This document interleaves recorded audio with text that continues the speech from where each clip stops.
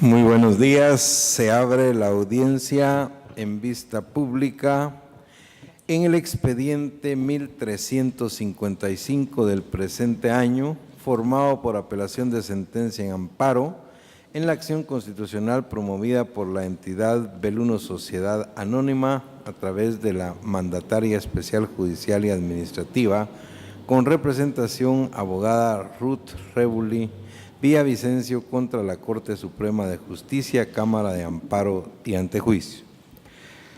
La señora Secretaria General Adjunta de la Corte dará lectura a la parte conducente de las consideraciones y a la parte resolutiva del fallo apelado y efectuará las advertencias reglamentarias de la presente audiencia. Queda en el uso de la palabra la abogada Secretaria de la Corte. Es acto reclamado en el presente amparo la sentencia de fecha 14 de octubre del 2015, dictada por la Sala Cuarta de la Corte de Apelaciones de Trabajo y Previsión Social, que declaró sin lugar el recurso de apelación planteado por la hoy amparista y posteriormente fue ampliada según resolución del 10 de noviembre del 2015, en la que resolvió sin lugar la excepción perentoria de pago. En consecuencia, confirmó la del 7 de mayo del 2015, proferida por el juez de primera instancia de Trabajo y Previsión Social y Económico Coactivo de Quetzaltenango, dentro del juicio ordinario laboral promovido por Josué Joel Beletsui Santos, en virtud del despido indirecto e injustificado, en donde reclamó el pago de indemnización, bonificación anual para los trabajadores del sector privado y público, vacaciones, horas extraordinarias y daños y perjuicios contra Beluno Sociedad Anónima. La Corte Suprema de Justicia, Cámara de Amparo y Antejuicio, en su sentencia de fecha 10 de noviembre del 2016, consideró: se establece que la sentencia de fecha 14 de octubre del 2015 fue emitida con adecuado razonamiento y que la autoridad impugnada, al confirmar la sentencia proferida en primera instancia, no causó agravio a la postulante, puesto que la valoración de la prueba aportada por el señor Josué Joel Beletsui Santos al proceso laboral conocido y tramitado en la jurisdicción ordinaria, además de la aplicación del régimen legal empleado, fue fundada bajo los principios de supremacía constitucional de la realidad y jerarquía normativa aplicable al caso concreto. Toda vez que se aprecia que en la sentencia de fecha 14 de octubre y en su ampliación emitida el 10 de diciembre del mismo año, la sala impugnada dilucidó a detalle cada una de las motivaciones de su decisión. Derivado del estudio realizado, se establece que el criterio expuesto por el accionante en la exposición de sus motivos no vislumbra agravio alguno que merezca ser reparado o restituido a través de la presente garantía constitucional, ni contraría el razonamiento empleado por la autoridad recurrida, porque ésta actuó dentro de las facultades contenidas en el artículo 203 de la Constitución Política de la República de Guatemala y 372 del Código de Trabajo, en resguardo de las garantías constitucionales y específicamente el principio tutelar y protector del derecho del trabajo, adoptados a la realidad social e irrenunciables a los trabajadores. Resolvió en el correcto ejercicio de la aplicación de la justicia laboral. En consecuencia, no concurren las violaciones constitucionales denunciadas por la amparista, sino por el contrario.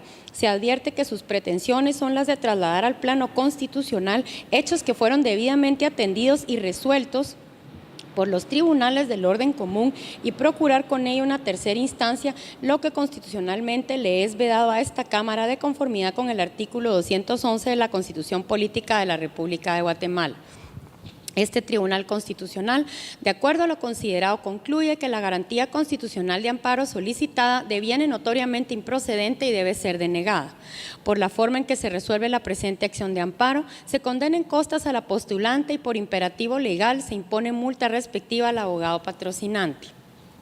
Con base en las anteriores consideraciones, el Tribunal de Primer Grado resolvió: deniega por notoriamente improcedente el amparo planteado por Beluno Sociedad Anónima a través de su mandataria especial judicial y administrativa con representación abogada Evelyn Ruth Rebuli Villavicencio contra la Sala Cuarta de la Corte de Apelaciones de Trabajo y Previsión Social.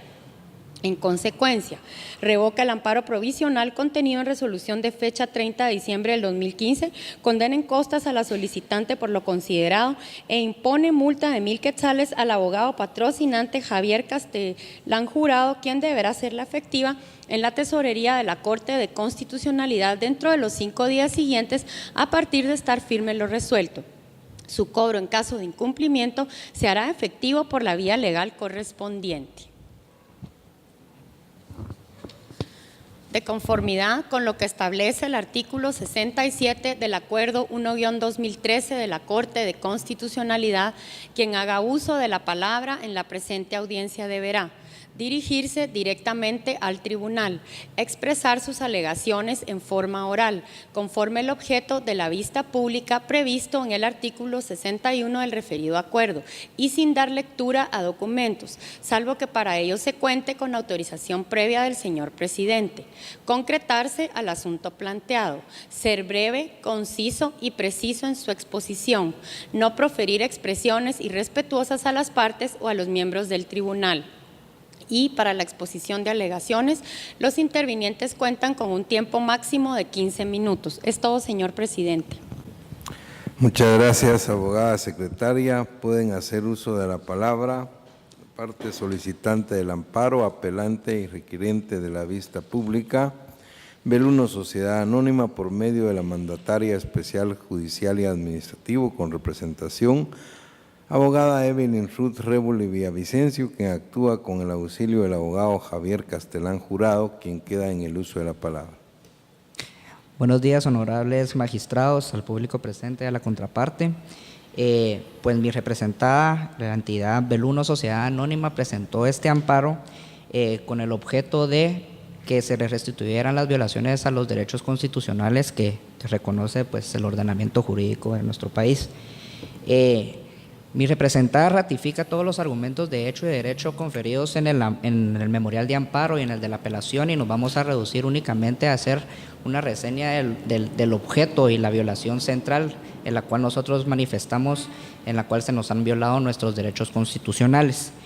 Mi representada pues argumenta que los agravios cometidos por la autoridad impugnada es el derecho de defensa, el debido proceso, el principio de realidad, de legalidad, de justicia y principalmente el de certeza jurídica. ¿Por qué?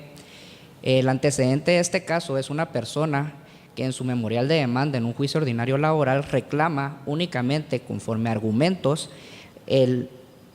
las horas extraordinarias de toda la relación, dando un número total de 1,728 horas extraordinarias.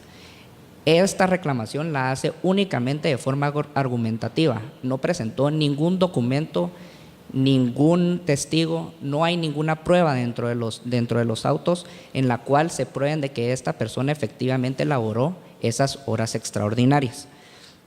Mi representada no presentó este amparo en base a que esto fuera una tercera instancia.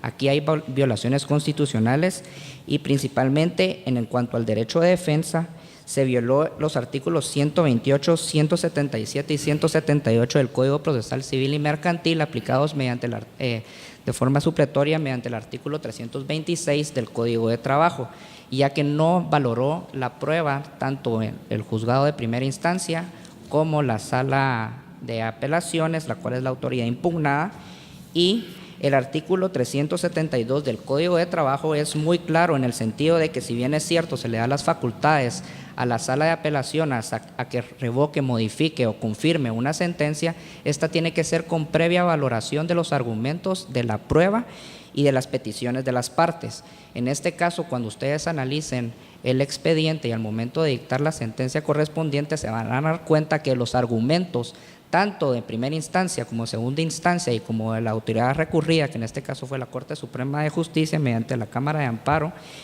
no analizaron ni nuestros argumentos de forma completa, ni la prueba que nosotros presentamos. En este caso en particular, hay sentencias sentadas por esta misma Corte de Constitucionalidad las sentencias del 25 de marzo del 2004 en el expediente 191-2004, la cual fue reiterada en la sentencia de 14 de julio del 2005 en el expediente 1811 del 2004, en la cual claramente establece que las únicas excepciones en cuanto a la carga de la prueba en los procesos ordinarios laborales y lo que debe probar un trabajador es la existencia de haber trabajado las horas extraordinarias reclamadas. En este caso, la parte actora en su momento no probó de ninguna forma que laboró ni una de esas horas extras, ninguna. Lo único que se basó el juez de primera instancia es que esta persona fue despedida de forma justificada, lo cual quedó debidamente probada en primera instancia y segunda instancia.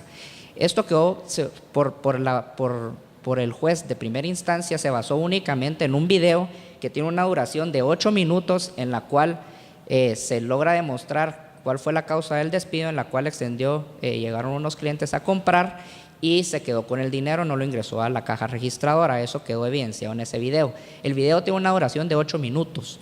Fue a las 10 p.m. de la noche, a las 22 horas, y el contrato de trabajo establece que el trabajador podía tener asignada una jornada nocturna. El argumento del juez de primera instancia fue de que como estaba en una jornada nocturna, estaba trabajando a deshoras, entonces por eso se había probado que él en efecto estaba trabajando horas extras y nos condenó a 1.728 horas extras de toda la relación. No hay ningún argumento, no hay ningún documento, no hay ninguna prueba. Es más, nuestra representada durante el juicio de primera instancia presentó prueba documental, los recibos de pago, los cuales fueron debidamente reconocidos por la parte actora en la prueba de reconocimiento de documentos, en la cual le pagó 326 horas extras que sí fueron trabajadas por él y que sí fueron pagadas por mi representada. Es ahí donde nuestra representada presentó la excepción perentoria de pago, porque sí hubieron horas extras que fueron laboradas por el trabajador que sí fueron debidamente pagadas.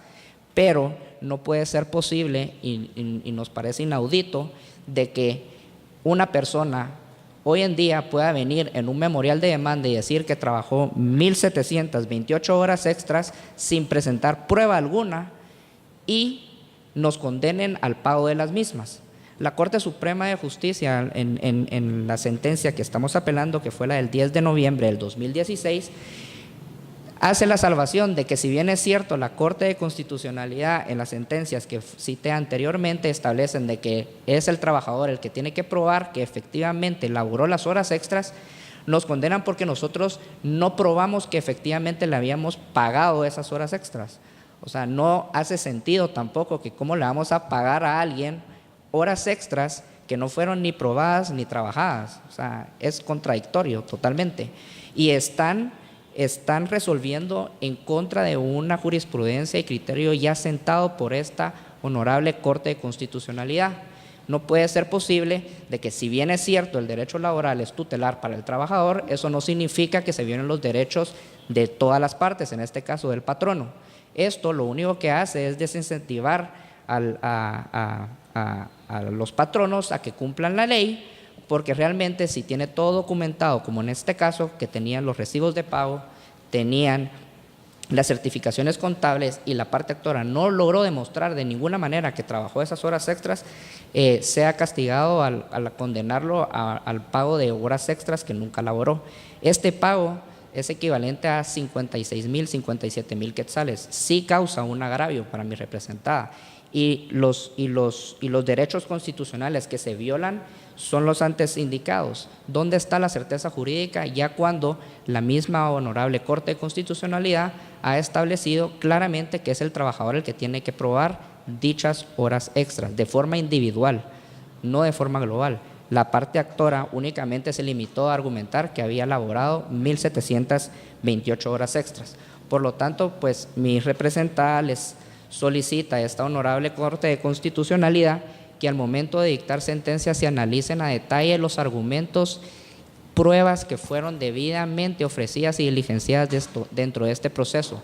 No se está solicitando que esto sea una tercera instancia, se está solicitando que se le reintegre a mi representada la violación a sus derechos constitucionales, en especial el derecho de defensa, debido proceso y certeza jurídica, ya que hay normas constitucionales y de régimen ordinario, en la cual establecen cuáles deben de ser las reglas de valoración de la prueba. Y aquí sí hay una violación al derecho constitucional de defensa y debido proceso y de certeza jurídica, ¿verdad? Por lo tanto, al momento de dictar sentencia, pues que se lean y se analicen a detalle tanto los argumentos de primera instancia, segunda instancia y la autoridad recurrida, y se darán cuenta, porque es evidente, de que en ningún momento ninguna de estas autoridades valoró los argumentos de hecho y de derecho que fueron debidamente probados por mi representada. Entonces, por lo tanto, solicitan de que al dictar sentencia pues sea declarada la presente acción de amparo que fue planteada por mi representada. Muchas gracias. Muchas gracias, abogado Castelán Jurado. Finaliza la audiencia con la intervención del Ministerio Público a través de la Fiscalía de Asuntos Constitucionales, Amparo y Dirección Personal, por medio de la agente fiscal, abogada Ruth Jessica López, quien actúa con su propio auxilio y quien queda en el uso de la palabra. Gracias. Buenos días, honorables magistrados, abogados, abogadas y demás público que nos acompaña. En el presente amparo, el Ministerio Público comparte el criterio sustentado en la sentencia de fecha 10 de noviembre del año 2016, por medio de la cual la Corte Suprema de Justicia, Cámara de Amparo y Antejuicio, deniega el amparo solicitado por la entidad Rebuli Belluno, Sociedad Anónima. Esta Fiscalía, luego de analizar el acto reclamado de fecha 14 de octubre del año 2015, emitido por la Sala Cuarta de la Corte de Apelaciones del ramo laboral y de previsión social del departamento de Suchitepeques, por medio del cual se declara sin lugar el recurso de apelación presentado por la entidad ahora amparista, considera que la entidad amparista en el transcurso del proceso laboral subyacente al presente amparo no logró probar que efectivamente haya cancelado las horas extras laboradas por el trabajador Jacobo David Ramos, situación por la que la sala recurrida consideró que sí debían ser canceladas el pago de estas horas extras. Quisiera, con la venia del honorable presidente, dar lectura a la parte conducente del acto reclamado. Al lugar, puede Gracias. hacerlo, abogada. Muchas gracias. La sala recurrida, para arribar a su conclusión, consideró: esta sala comparte el criterio del juez conocido en grado, en el sentido de que en la sentencia apelada la juzgadora formó su convicción en declarar con lugar el pago de las horas extraordinarias a favor de la parte actora en virtud de los hechos, derecho y prueba aportada dentro del proceso, medios de prueba tanto de la parte actora como de la parte demandada, valorando la misma en su conjunto y no en forma individual. Como consecuencia, el fallo impugnado está dentro del marco legal. Dentro de las actuaciones, obra suficientes elementos de prueba que determinan la labor que realizó el trabajador en horario nocturno. Es decir, que se determinó dentro del proceso que el actor ejecutó trabajo fuera de los límites de tiempo. Obligatoriamente, los jueces deben aplicar los principios de equidad o de justicia en que funden su criterio y que deben apreciar la prueba en conciencia. En este sentido, consideró declarar sin lugar el recurso de apelación.